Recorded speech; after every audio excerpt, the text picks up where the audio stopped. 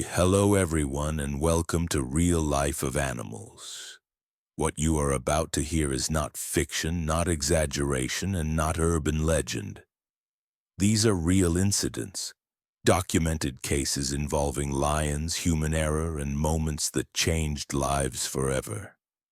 Across Brazil, from private facilities to controlled environments, these encounters happened when people believed they were safe, when they trusted fences, routines, and experience. In every story you'll hear today, the locations are real, the events are real, and the outcomes are real. Only the names have been changed to protect the individuals involved.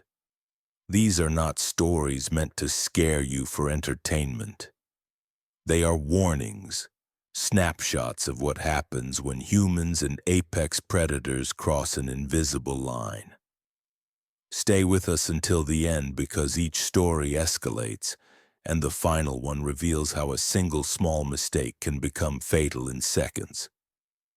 If you value real, documented animal encounters and want to understand the true power of wildlife, make sure to like the video and subscribe to Real Life of Animals. Your support helps us continue sharing true stories that most people never hear, but should. Story 1. The incident occurred on the outskirts of São Paulo, far from the dense Amazon imagery most people associate with Brazil. This was a controlled environment, at least it was supposed to be. The privately operated wildlife park had marketed itself as a conservation and educational facility, housing exotic animals seized from illegal trafficking routes. Among them was a full-grown African lion brought into the country years earlier through black market channels and later confiscated by authorities.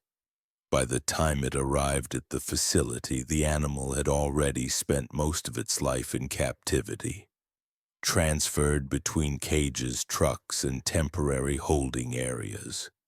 What the public never saw was how unstable the situation truly was. The lion was kept in a reinforced enclosure separated from the maintenance corridor by a series of steel gates. On paper, the safety protocols were strict. In reality, understaffing and poor oversight had turned those rules into suggestions. On the morning of the incident, a routine cleaning operation was scheduled earlier than usual. The park had recently reduced staff, and one experienced handler had been replaced by a temporary worker with minimal training. According to internal reports, the lion had been agitated for days, pacing continuously, refusing food, and reacting aggressively to any movement near the enclosure. At approximately 6:40 a.m., before the park opened to the public, two workers entered the service corridor adjacent to the lion's enclosure. Surveillance footage later showed one of the secondary gates was not fully secured. Whether it was human error or mechanical failure was never conclusively determined. What is known is that the lion sensed movement and sound where it should not have been accessible. Within seconds, it forced its weight against the compromised barrier. The metal bent just enough to create an opening. The first worker did not even have time to react. Witnesses described a sudden explosion of movement and noise, metal scraping, a low, resonant roar, and then silence broken by screams. The lion dragged the victim several meters before the second worker fled down the corridor, triggering the emergency alarm. By the time armed response teams arrived, the attack was already over. The lion stood over the motionless body, refusing to retreat, displaying behavior consistent with extreme stress rather than predation. Authorities sealed the park immediately. Emergency veterinarians attempted to sedate the animal, but the confined space and the lion's agitation complicated the operation. After multiple failed attempts and with public safety at risk, officials made the decision to euthanize the animal on sight. The decision sparked outrage among animal rights groups who argued that the lion was a victim of human negligence rather than a malicious actor. The investigation that followed revealed a pattern of systemic failure. Maintenance logs had been falsified. Safety drills had not been conducted in over a year. Employees reported that complaints about the lion's deteriorating mental state were ignored by management due to financial pressures. The facility was permanently shut down within months, and several administrators faced criminal charges for negligence and illegal animal possession. What disturbed investigators most was not the attack itself, but how preventable it had been. The lion was never meant to be in Brazil. It was never meant to live behind steel walls in a country thousands of kilometers from its natural habitat. The attack became a symbol of the hidden dangers surrounding exotic animal captivity in regions unprepared to manage such predators. Even years later, former staff members reported recurring nightmares.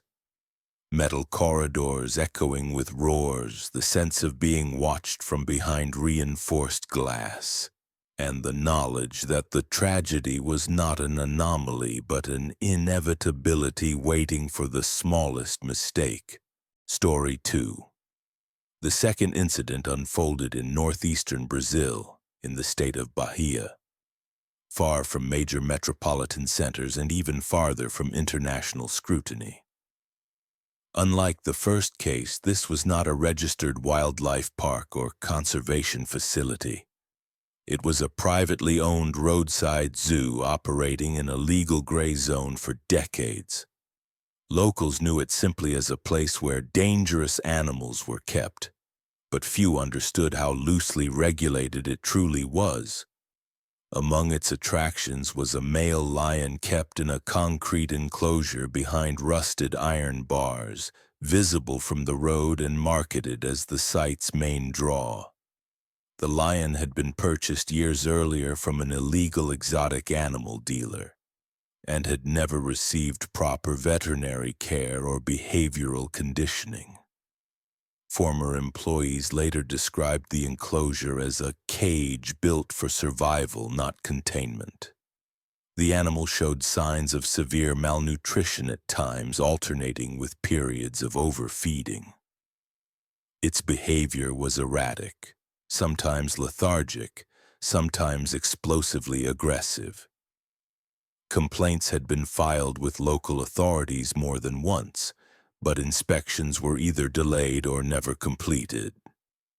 The attack occurred during a public visiting day. Families were present, including children. According to witness statements, a handler attempted to feed the lion manually using a long metal pole through a sliding hatch. This method had been discouraged in updated safety guidelines, but the zoo had never implemented them. As the handler leaned closer to adjust the meat placement, the sliding hatch mechanism jammed open. In a matter of seconds, the lion forced its head and forelimbs through the opening. Panic erupted instantly. Visitors scattered as the handler was pulled against the bars. The lion's strength bent the metal frame outward, something later described by engineers as structurally inevitable given the corrosion. The animal latched onto the handler's arm and shoulder, dragging him partially into the enclosure. Screams were heard across the property.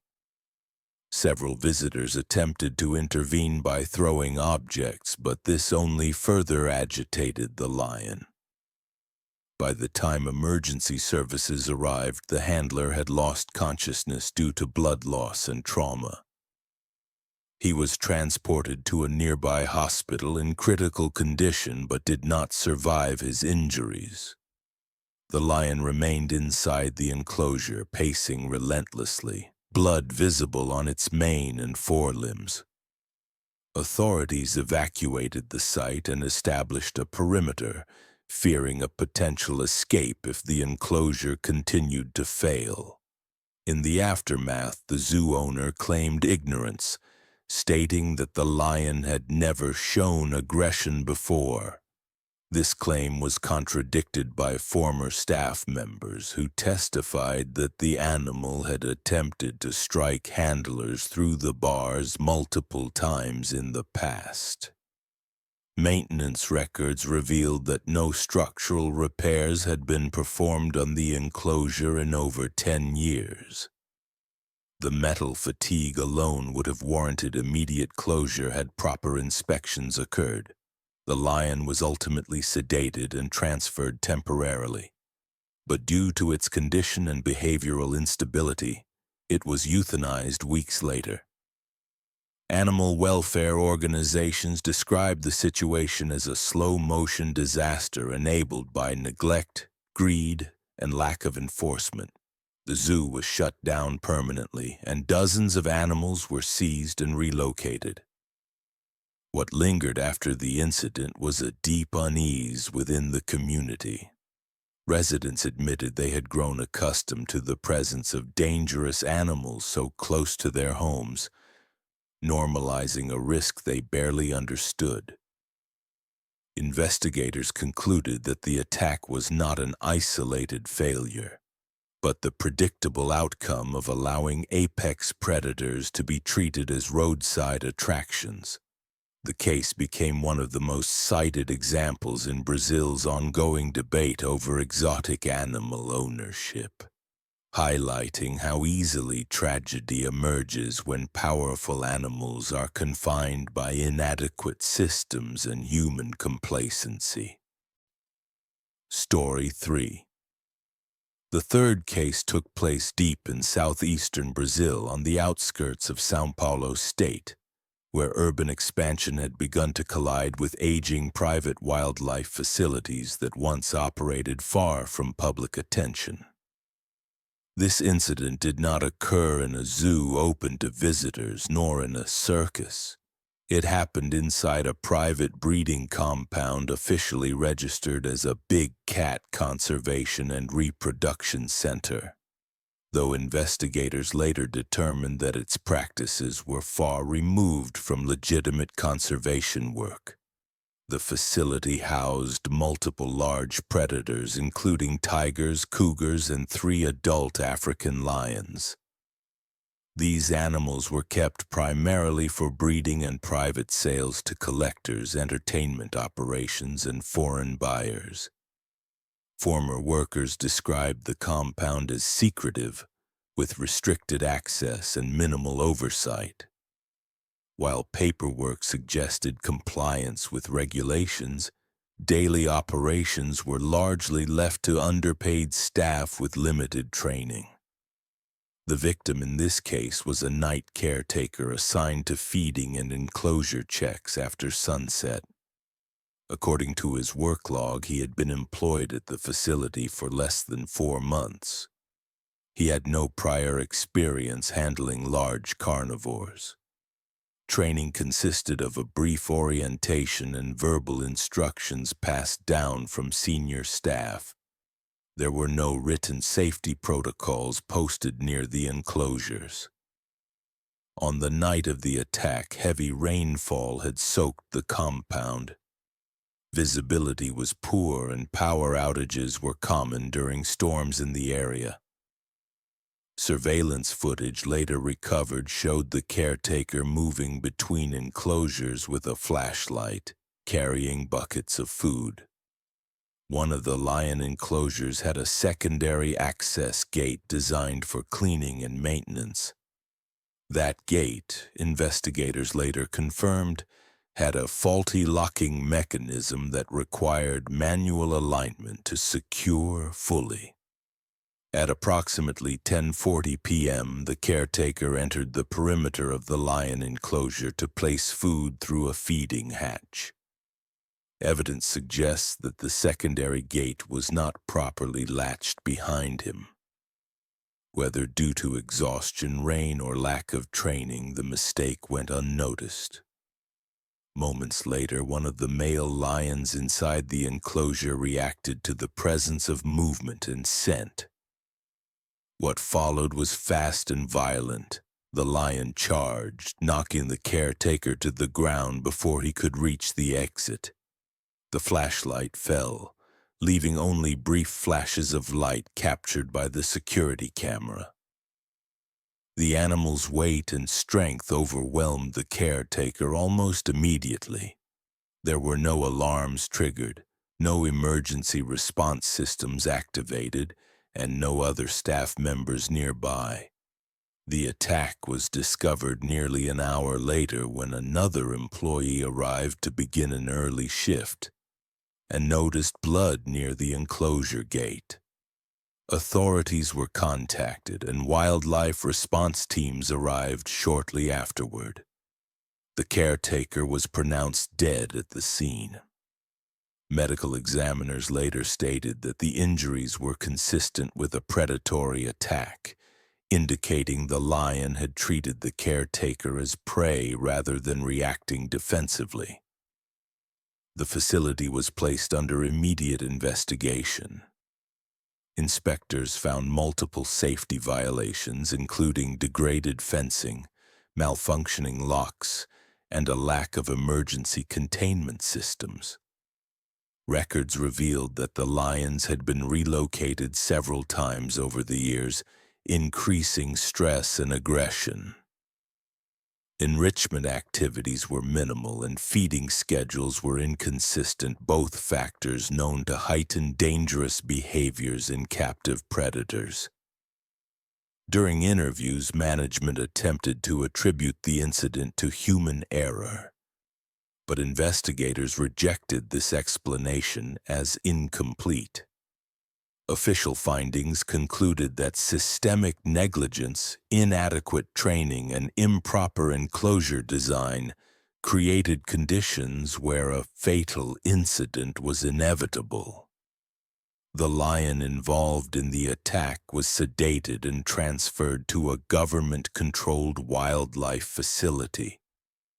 It was not euthanized, but it was permanently removed from private ownership. The case sent shockwaves through Brazil's animal welfare and labor safety communities. Advocacy groups pointed out that while lions are often portrayed as symbols of majesty and control, captivity strips away predictability and increases danger. Workers placed in close proximity to such animals without proper safeguards face risks that cannot be mitigated by experience alone. For those who lived near the compound, the incident shattered the illusion that danger was contained behind fences. Residents reported hearing roars late at night and admitted they had never considered how close they were to a lethal predator. The tragedy exposed how easily regulatory loopholes can turn wild animals into ticking time bombs, and how human lives are often the price paid when those bombs finally explode. The investigation ultimately led to tighter enforcement measures in the region, but for many, those changes came too late. The caretaker's death became another entry in a growing list of preventable fatalities linked not to the animals themselves, but to the environments humans forced them into. Story 4. The fourth incident occurred in northern Brazil near the edge of Pará state, in a region where dense forest meets expanding agricultural land. Unlike previous cases tied to formal facilities, this attack unfolded in a far more chaotic and illegal setting. A clandestine wildlife holding operation hidden within a remote cattle ranch. The ranch was known locally for unusual activity, restricted access roads, armed guards, and transport trucks arriving at night. But few suspected the true nature of what was being kept there. According to federal investigators, the ranch functioned as a temporary holding site for trafficked exotic animals. Lions, among other species, were smuggled into Brazil through forged documents and moved inland while awaiting resale to private collectors or underground entertainment venues. These animals were often kept in makeshift enclosures constructed from scrap metal, reinforced wood, and chain-link fencing never designed to hold apex predators. The victim was a ranch worker in his early 30s, hired primarily for livestock maintenance. He had no official role in animal handling, but on the day of the incident he was instructed to assist with feeding a newly arrived lion. The animal, an adult male, had reportedly been transported for over 2 days in cramped conditions with little water. Witnesses later described it as visibly agitated, pacing constantly and roaring throughout the night. Late in the afternoon, the worker was sent with another employee to deliver raw meat into the enclosure. The primary handler failed to show up, leaving the task to 2 men who had never fed a lion before. One of them remained outside the enclosure while the victim approached a sliding gate meant to allow food placement without direct contact. Investigators later found that the gate's locking track was warped, preventing it from closing fully. As the victim attempted to push the meat through, the lion lunged. The compromised gate gave way under the animal's weight. In seconds, the lion forced its head and upper body through the opening, grabbing the worker by the arm and pulling him into the enclosure. The second worker fled immediately, later stating he was frozen with fear and unable to help. The attack was brief but devastating. The lion inflicted fatal injuries before anyone could intervene. By the time ranch supervisors arrived, the victim had succumbed to massive trauma. Emergency services were never called. Instead, those responsible attempted to conceal the incident, delaying notification to authorities for nearly 12 hours. When federal environmental police finally arrived, they uncovered a grim scene. The enclosure showed signs of repeated stress and damage, suggesting previous escape attempts. The lion was malnourished, dehydrated, and exhibited severe behavioral distress. Multiple other animals were found on the property, many in critical condition. The site was immediately shut down and arrests followed within days. The lion involved in the attack was tranquilized and transferred to a secure wildlife rehabilitation center. Specialists determined that its aggressive behavior was consistent with prolonged mistreatment, sensory deprivation, and extreme stress. While inherently dangerous, the animal's condition had been dramatically worsened by human actions. This case drew national attention not only because of its brutality, but because it exposed the scale of illegal wildlife trafficking operating far from public view. Experts emphasized that lions do not belong in improvised enclosures or rural ranches thousands of kilometers from their native habitat.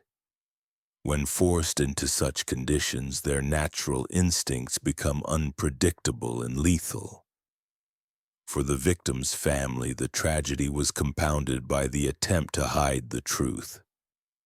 Compensation was delayed, records were falsified, and accountability came slowly.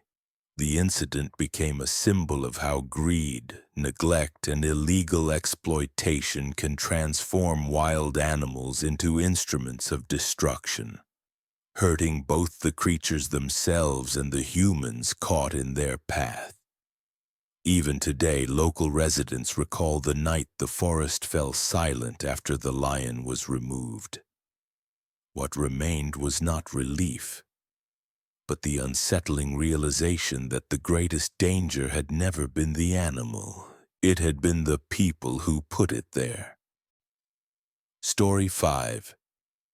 The fifth case took place in southeastern Brazil on the outskirts of Minas Gerais, where a privately owned safari-style park operated under the promise of educational conservation. The facility marketed itself as a safe environment where visitors could observe exotic animals from protected vehicles. Yet behind the scenes, safety protocols were poorly enforced and maintenance was chronically underfunded. Former employees would later describe the park as a place where appearance mattered more than actual control. The lion involved in this incident was a female, born in captivity and transferred between multiple facilities over the course of her life. Each relocation weakened her physical condition and increased her stress levels. By the time she arrived at the park, she showed signs of neurological distress, pacing repetitively and reacting aggressively to sudden movements. Despite veterinary warnings, park management continued to display her to the public. The victim was a maintenance technician responsible for electrical systems and perimeter fencing. His duties regularly brought him close to enclosures, though he had no formal training in animal behavior or emergency response. On the day of the incident, the park was closed to visitors due to scheduled maintenance. This decision, intended to reduce risks, ironically removed the usual supervision and emergency staffing present during open hours. Midday, the technician was assigned to inspect a malfunctioning security sensor along the lion enclosure's outer boundary. The system had triggered false alerts for weeks, and management wanted a quick fix rather than a full shutdown of the enclosure. Surveillance footage later revealed that a secondary containment door meant to remain locked whenever personnel were nearby had been left unsecured. As the technician worked along the fence line, the lion detected movement and approached silently.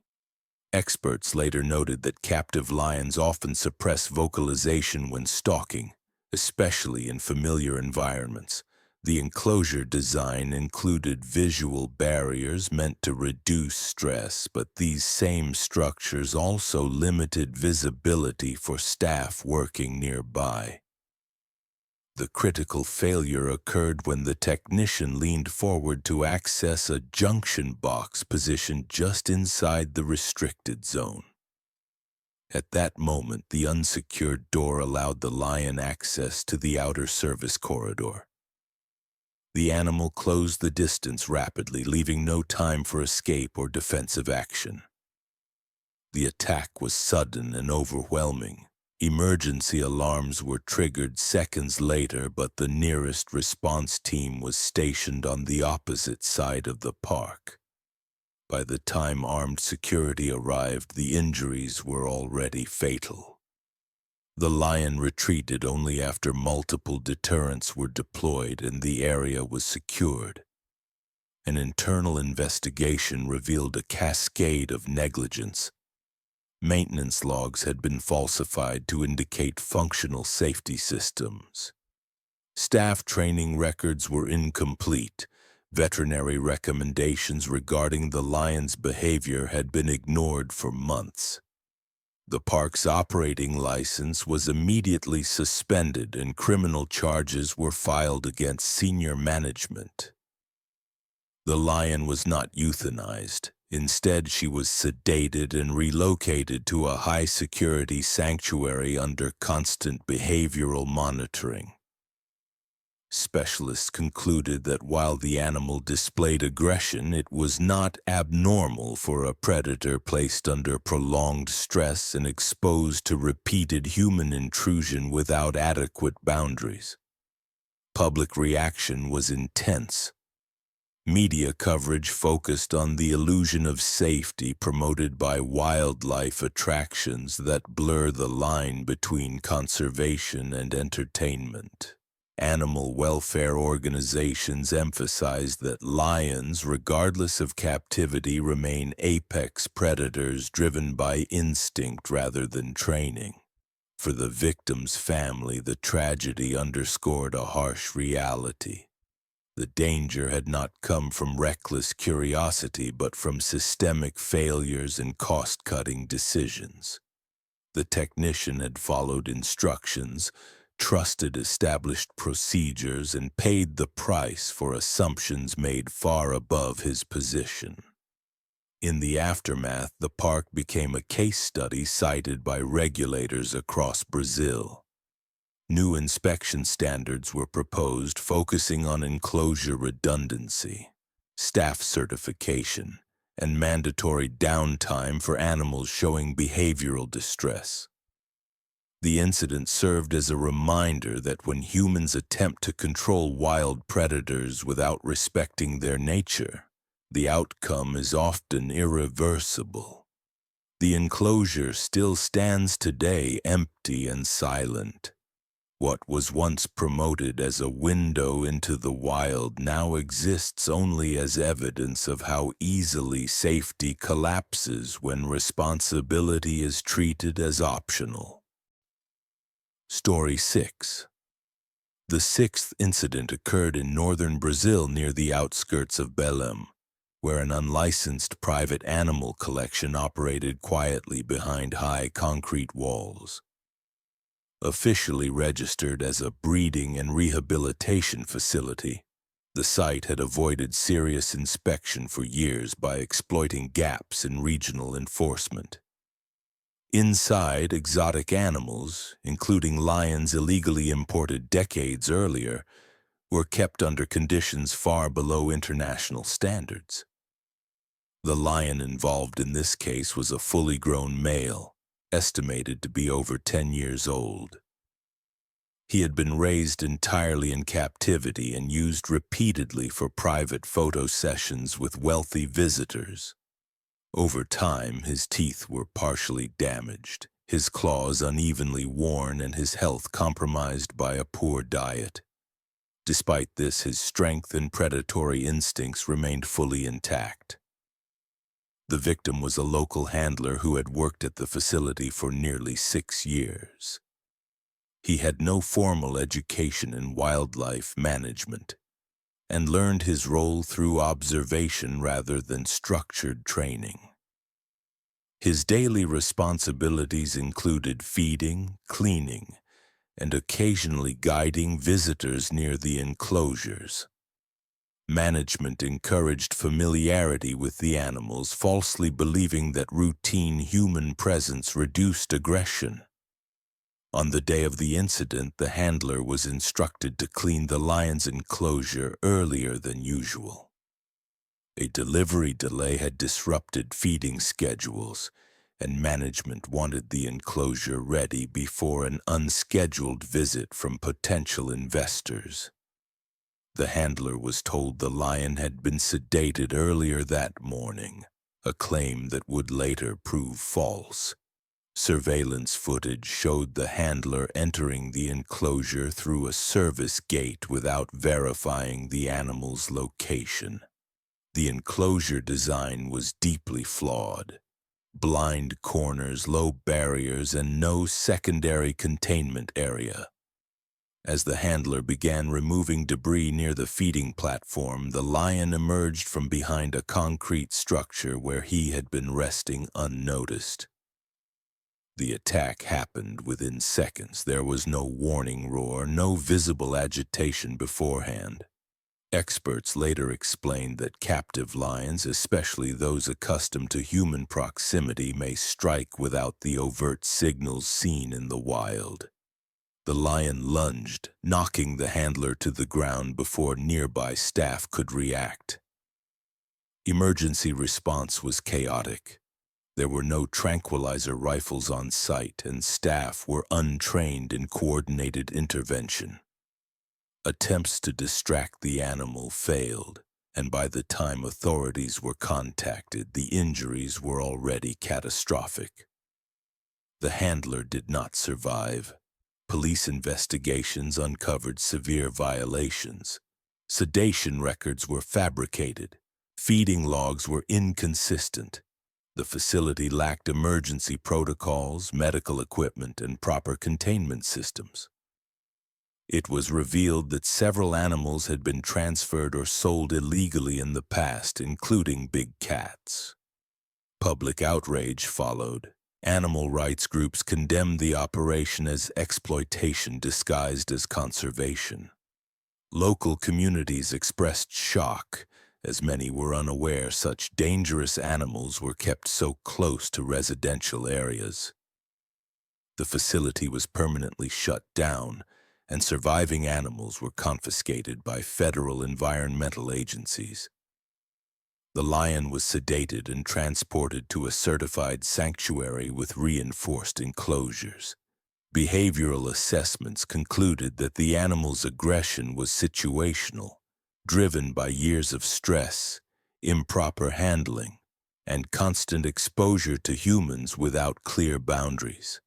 This case became a landmark example of how illegal wildlife operations endanger both people and animals.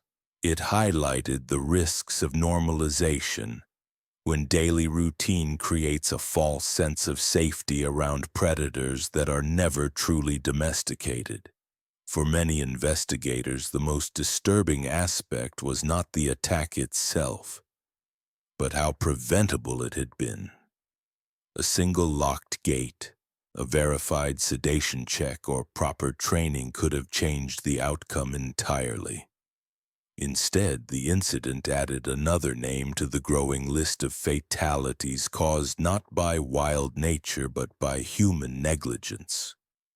The walls of the facility now stand abandoned, a stark reminder that lions, no matter how long kept behind concrete, never stop being lions.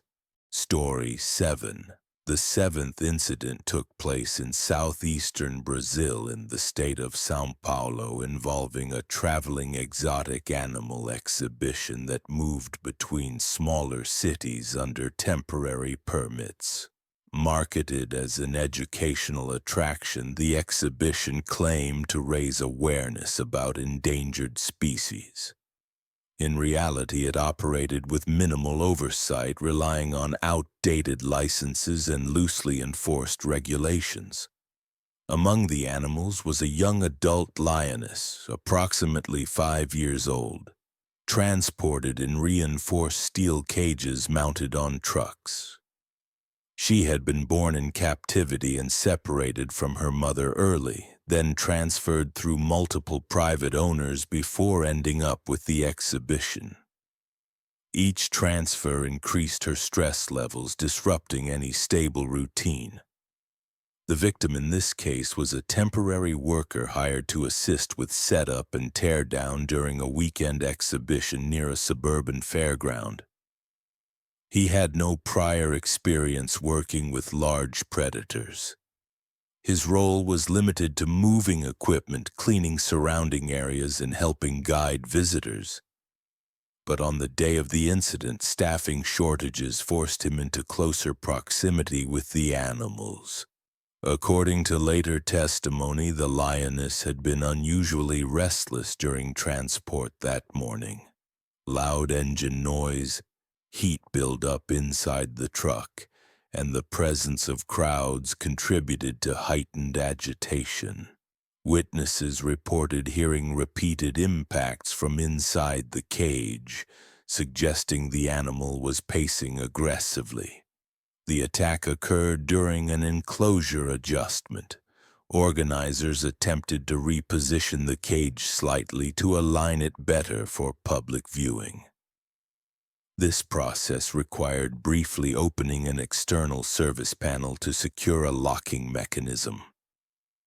The temporary worker was instructed to hold the panel open while another handler adjusted the internal latch. What they failed to realize was that the internal safety barrier, a secondary metal gate, had not been fully secured after the previous show. As the panel opened, the lioness forced her weight forward, exploiting the gap with remarkable speed and precision. In a sudden burst, her forelimbs extended through the opening, pulling the worker toward the cage. Screams erupted as nearby staff attempted to intervene, but panic and confusion delayed effective action.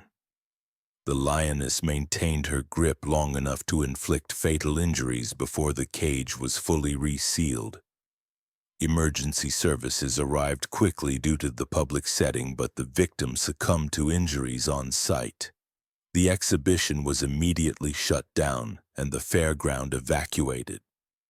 Authorities seized all animals pending investigation. The aftermath revealed systemic negligence. Inspection records were outdated. Staff training documentation was incomplete. Safety protocols relied on verbal instructions rather than enforced procedures. Investigators concluded that profit-driven scheduling had led to overwork, understaffing, and dangerous shortcuts. Public reaction was swift and severe. Media coverage focused on the blurred line between entertainment and exploitation.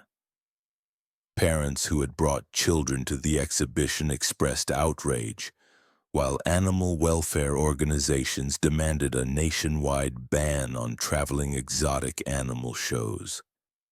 The lioness was later transferred to a government-approved sanctuary. Behavioral experts determined that her actions were not abnormal aggression, but a predictable response to stress, confinement, and human error. She was deemed unsuitable for any future public exhibition. This incident forced regulatory changes in several Brazilian states, tightening permit requirements and increasing penalties for violations involving large predators. Traveling exhibitions faced increased scrutiny and many were permanently shut down. Story 7 stands as a stark reminder that danger does not only exist in remote jungles or dense forests. When wild animals are brought into human spaces without strict safeguards, the risk becomes immediate, public, and often irreversible.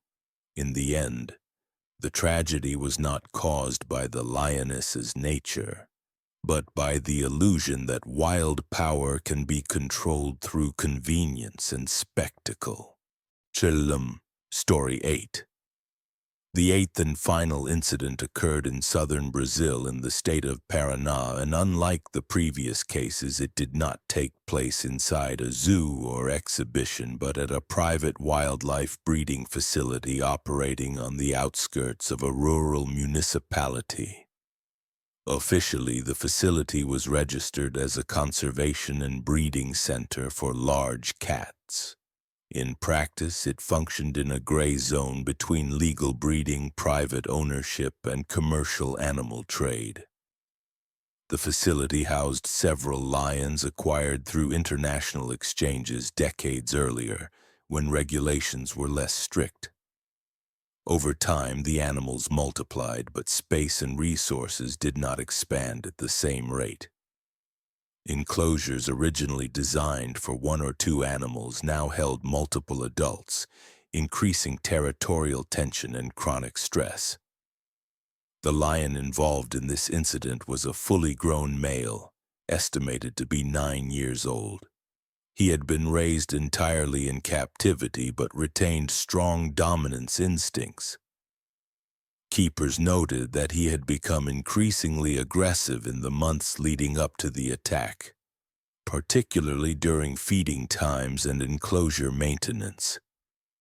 The victim was one of the facility's most experienced caretakers, a man who had worked with large cats for over 15 years. His familiarity with the animals, however, may have contributed to a dangerous sense of confidence. According to investigators, routine procedures had gradually replaced strict safety protocols, especially during early morning tasks when the animals were believed to be less active. On the day of the incident, the caretaker entered a restricted service corridor used to access feeding hatches and drainage systems. This corridor ran alongside the lion enclosure, separated by reinforced steel bars. Standard protocol required a second staff member to monitor animal movement and ensure all internal gates were locked. That morning, the caretaker chose to work alone to save time. Unbeknownst to him, a sliding gate inside the enclosure had malfunctioned days earlier and had been temporarily secured with a manual latch rather than a full locking mechanism. Maintenance reports showed the issue had been documented but not repaired due to budget constraints. As the caretaker bent down to inspect a drainage outlet, the lion approached the weakened gate. With a single powerful strike, the latch failed. The animal forced part of its body through the opening, extending its forelimbs into the service corridor. Security footage later reviewed by authorities showed that the caretaker had less than 2 seconds to react. He attempted to retreat, but the confined space left no room for escape. The lion dragged him partially into the enclosure, causing catastrophic injuries before other staff could respond.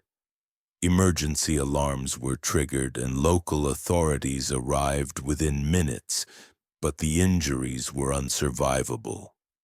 The facility was placed under immediate lockdown, and all animals were seized pending a full investigation. The incident shocked the surrounding community, many of whom were unaware that such a facility existed so close to residential areas. Media coverage questioned how private operations housing apex predators could function with limited oversight and minimal transparency. Animal behavior specialists later confirmed that the lion's actions were consistent with territorial defense behavior exacerbated by confinement and mechanical failure. There was no indication of abnormal aggression, only a predictable response to an opportunity created by human negligence. The facility permanently lost its operating license. Several owners and managers faced criminal charges related to safety violations and animal welfare neglect. The remaining lions were relocated to accredited sanctuaries across Brazil, where they could live under more controlled and humane conditions. Story 8 closes this series with a sobering reality. Even experience does not eliminate risk. When wild animals are confined, stressed, and managed through compromised systems, a single failure can turn routine work into tragedy. These events did not occur in distant savannas or untouched wilderness. They happened within human-built environments, shaped by decisions, shortcuts, and misplaced trust. The lions acted according to instinct. The consequences, however, were entirely human-made.